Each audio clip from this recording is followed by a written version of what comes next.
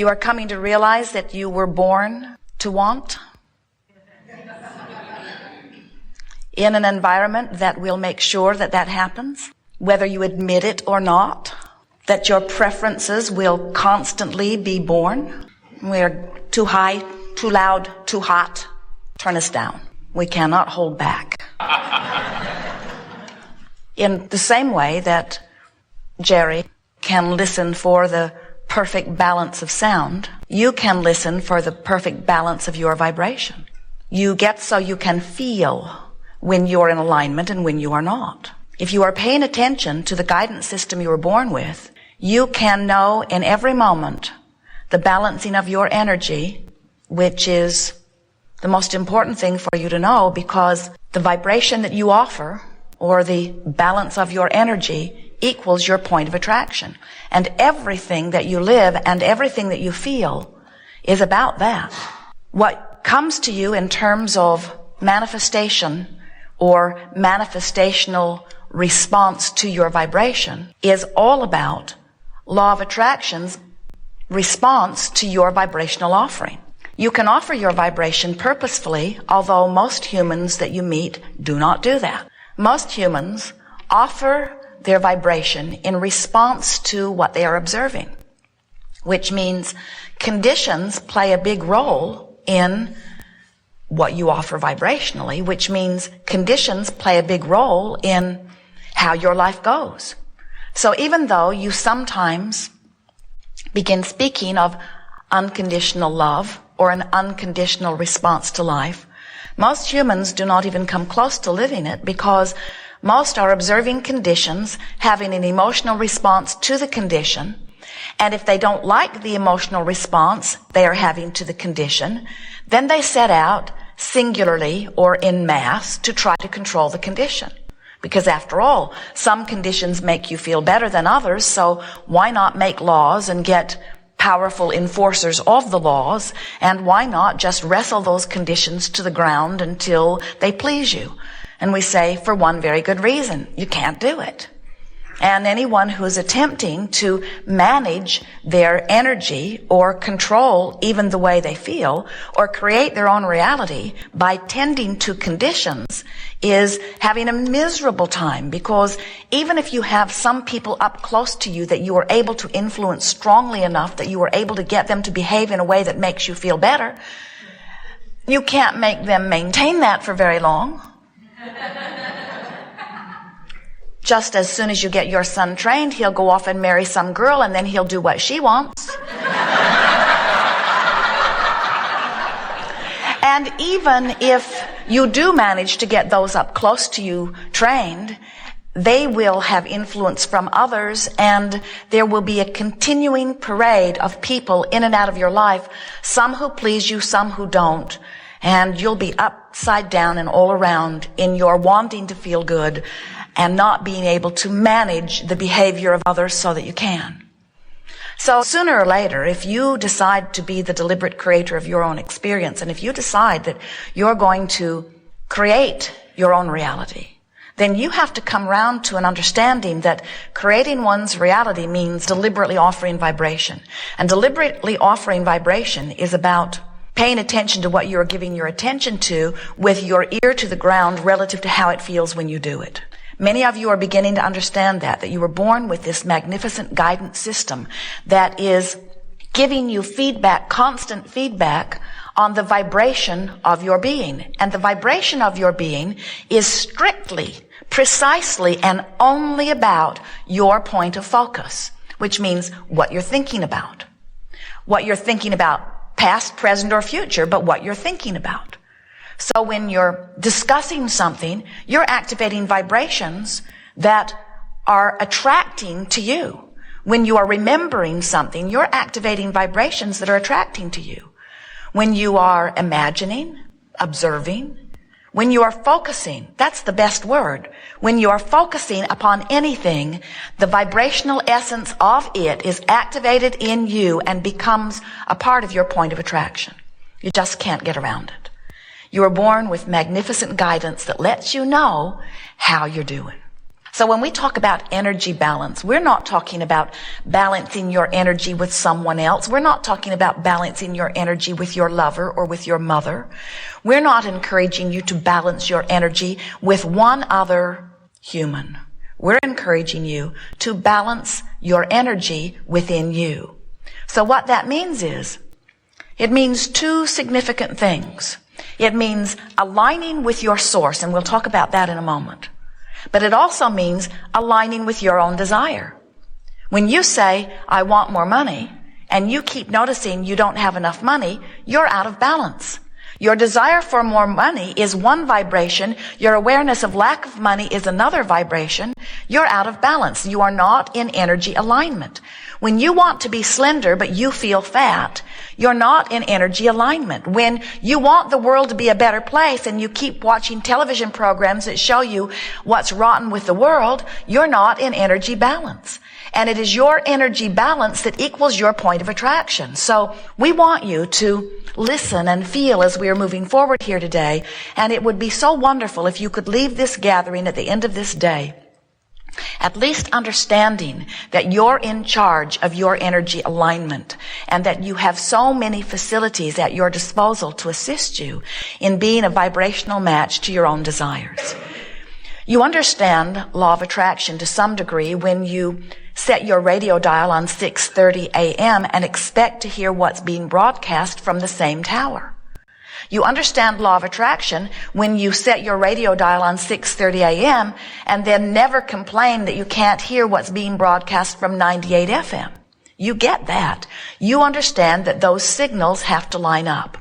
So we think that it should be equally easy for you to understand that when you set your radio dial on, I don't have enough money, that even though you're hoping the tower that says abundance is yours can somehow get through to your receiver, we're here to tell you it won't.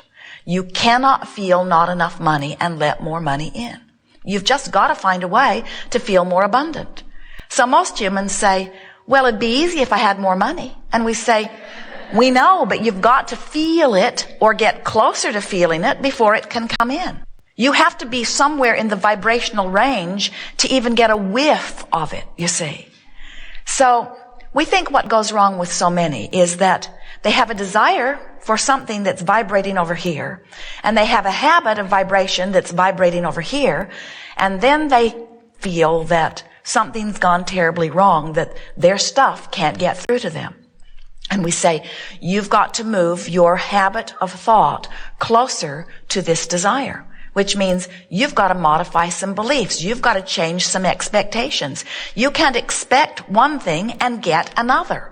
Your expectation is such a powerful state of being because your expectation is your focus coupled with powerful belief. And the universal forces, even those who love you, cannot buck your current. Jerry and Esther, the last couple of weeks, were in Oregon and they picked up their magnificent new monster bus. And it is, by Esther's terms, beyond description in so many ways. It is better than they thought it could possibly be. The orientation was intense and satisfying and 2 weeks long. And then, toward the end of that 2 weeks, one day they woke up in the parking lot of the manufacturing plant where they had been happily living, plugged in. And they had an appointment at 10 o'clock with someone inside the building. And when they went to get out, they couldn't. They were locked in. None of the buttons worked. The lever, which is a manual lever, was jammed so tight they could not move it with their hands. So they called the nice man who had been giving them the orientation, and he said, "You've got to be kidding." And Esther said, "Nope. We're really locked in. Bring help." So he came, guided them by pantomime outside the window, then called them on their telephone and explained to them, "Yes, you are locked in." And then he got out the ladder And Jerry and Esther opened the emergency window, and the nice man crawled in. And Esther said, "Have you had breakfast?" And then he proceeded to dismantle the door. And after quite a bit of consternation and amazement, he managed to wiggle something that released it, and they were free at last. But then they could not identify what had caused it. And his instructions to them were, whatever you did to lock yourself in, don't do that again. He is playful, but he had never seen that before. Esther said, "It's not your fault. We have door issues."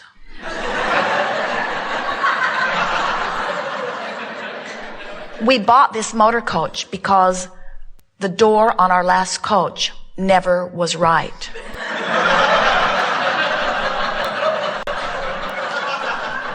And we foolishly assumed that we could just move into a new coach. And we really thought if we paid enough for it, it would be perfect. But we did not take into consideration the fact that we take ourselves with us everywhere we go.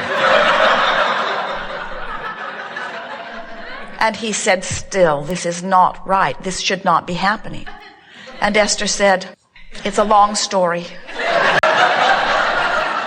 We agree with you that on the face value, it should not be happening. That your mechanics should be able to foresee all things and prevent things like this from happening. But we have issues."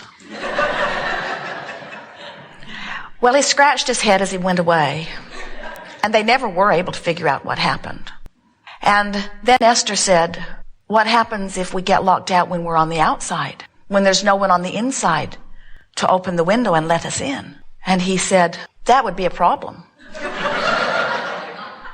And then they left the nest, and they drove to San Francisco, and then they drove to Valencia, and they went out to dinner in Valencia, and when they came back to the coach, they were locked out.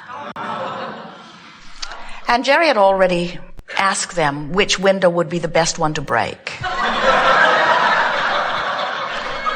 Easiest to replace and least damage. And so he was looking around the parking lot for something big enough to break it. And then Jerry had a very brilliant idea. He put the big key in the big lock and encouraged Esther to try it while he clicked with the electronic gizmo. And after about half an hour, the right alignment happened and the door opened. And so then they went to Prevo in Los Angeles, and talented people greeted them and said to them, "This has never happened before." And Esther said, "We know. We have issues." And so he dismantled the door and examined it from top to bottom, pronounced it healthy as is, and said to them, "Whatever it is that you're doing, don't do that."